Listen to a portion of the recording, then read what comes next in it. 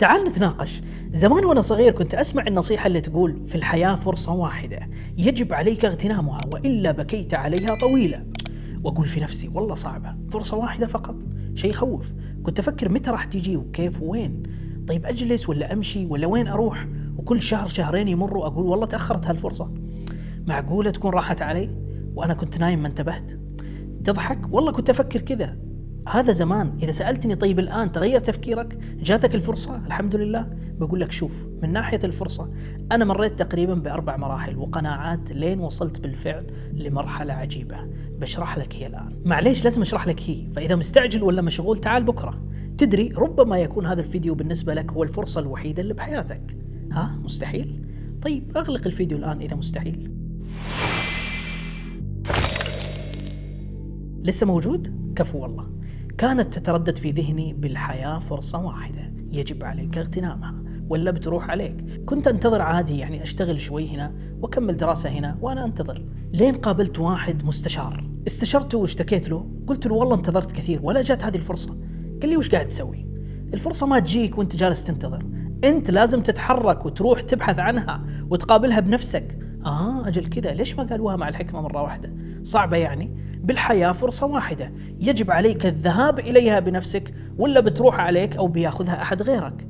طيب إيش أسوي يعني؟ كيف أروح لها وين أقابلها؟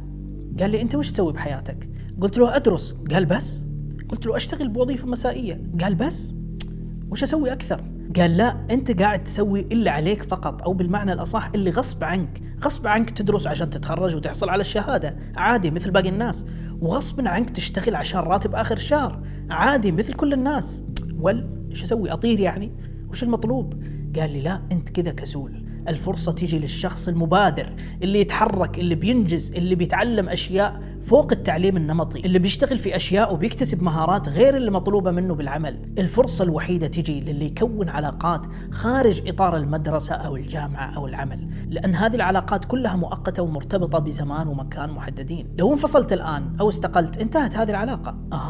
جيد. قررت من وقتها أني أتحرك، من وقتها أشوف دورات أسجل، أشوف مجالس أحضر، أشوف جمعيات أشترك، أشوف معارض أشارك، إعلان لمسابقات أسابق، كتب، محاضرات، هوايات، تكوين علاقات إلى آخره. المهم كنت مشترك بمجلس دوري، ولكثرة حضوري لهذا المجلس حطوني من المنظمين لهذا المجلس، أدعو الناس، أستقبلهم، أوزع ابتسامات كذا يعني. وفي هذا المجلس تعرفت على رجل أعمال شهير صاحب شركة قابضة من أكبر الشركات على مستوى الدولة. وبعد كم لقاء سألني وين تشتغل؟ وين تسكن؟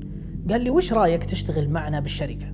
بكرة تعال الدور 19 الساعة 10 الصباح. رحت ثاني يوم من الساعة 8 الصباح أنتظر بمواقف البرج اللي تملكه هذه الشركة، طبعا وأنا أردد النصيحة بالحياة فرصة واحدة يجب عليك الذهاب إليها بنفسك، ولازم تروح بدري ولا بتروح عليك أو بياخذها أحد غيرك. اقترب الموعد، دخلت البرج، تأمين وحراسة وكل طابق أرقام سرية وبطاقات إلكترونية. وأول صدمة كانت بنظام الدوام اللي فهمته وأنا داخل البوابات. الطوابق تغلق بعد 10 دقائق من بدء ساعة العمل، للأسف ما تقدر تدخل ولا تخرج بعد بدء الدوام. المهم دخلت، قابلت مدير الشركة وفي دقائق سألني كم سؤال وعرض علي الوظيفة في العلاقات العامة بمكتبه وضمن فريقه.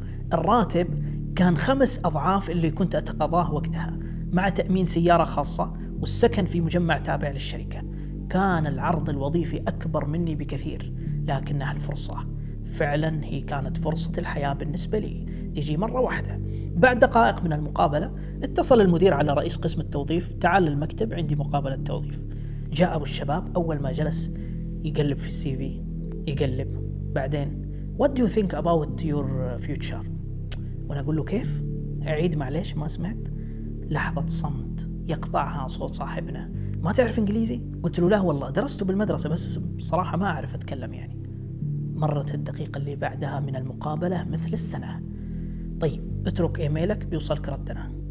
خرجت وأنا متأكد من الرد. جاء الرد على الإيميل في نفس اليوم: نعتذر لك عن الوظيفة لأنها حساسة وتتطلب اللغة الإنجليزية، شكرا لاهتمامك. في الحياة فرصة واحدة يجب عليك اغتنامها وإلا بكيت عليها طويلة. بالفعل والله بكيت عليها طويلة. كيف كذا؟ فرصة كانت بيدي وأنا اللي ما اغتنمتها وراحت لغيري. كذا فرصتي في الحياة انتهت، مستحيل تجيني مثلها الآن. تحطمت نفسيا وتراجع نشاطي وتدمرت. للأسف ما قدرت وقتها أتعايش مع وضعي اللي كنت فيه قبل إتاحة هذه الفرصة، وصرت ألوم نفسي ليش ما كنت مستعد. ذهبت إلى أقرب مكتبة واشتريت منهج فلومي البريطاني الضخم لتعلم اللغة الإنجليزية، وبعد فترة قرأت تلك النصيحة وكأنها موجهة لي. النصيحة تقول: الحياة فرص، والفرص نادرة، ومن المهم استثمارها. انصدمت، يعني في أمل. الحمد لله أن الفرصة الوحيدة أصبحت فرص متعددة وسوف تتكرر بإذن الله. لكن مع ذلك أعدت تفكيري ونظرتي لفرص الحياة. هل علينا أن نعيش بين قلق وندم؟ قلق الانتظار والخوف من تفويت فرصة العمر، وبين الندم إذا ما ضاعت علينا فرصة مثل اللي ضاعت علي، مع الخوف من احتمالية أنها ممكن تتكرر. إذا نحن ما بين قلق من المستقبل وندم على الماضي. طيب والحاضر؟ إيش فيه؟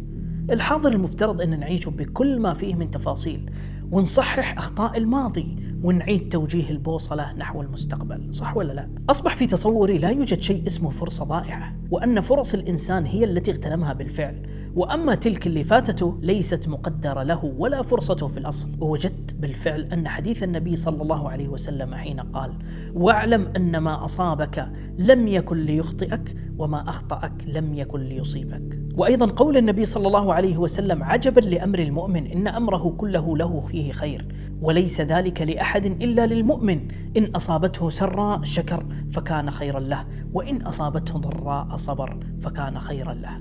أيضا تعجبت من قول الله تعالى وتفكرت فيه حين قال: لكي لا تأسوا على ما فاتكم ولا تفرحوا بما آتاكم. بالفعل وجدت حينها أن فرص الحياة كثيرة بعدد الأيام والساعات واللحظات، تزداد كلما اجتهدنا وتقل كلما توقفنا، والزمن الحاضر هو الأثمن في صناعة الفرص، فلا تقلق من المستقبل ولا تحزن من الماضي. أما الحاضر فأصبح هو السبيل للخروج من عقدة انتظار الفرص إلى صناعتها.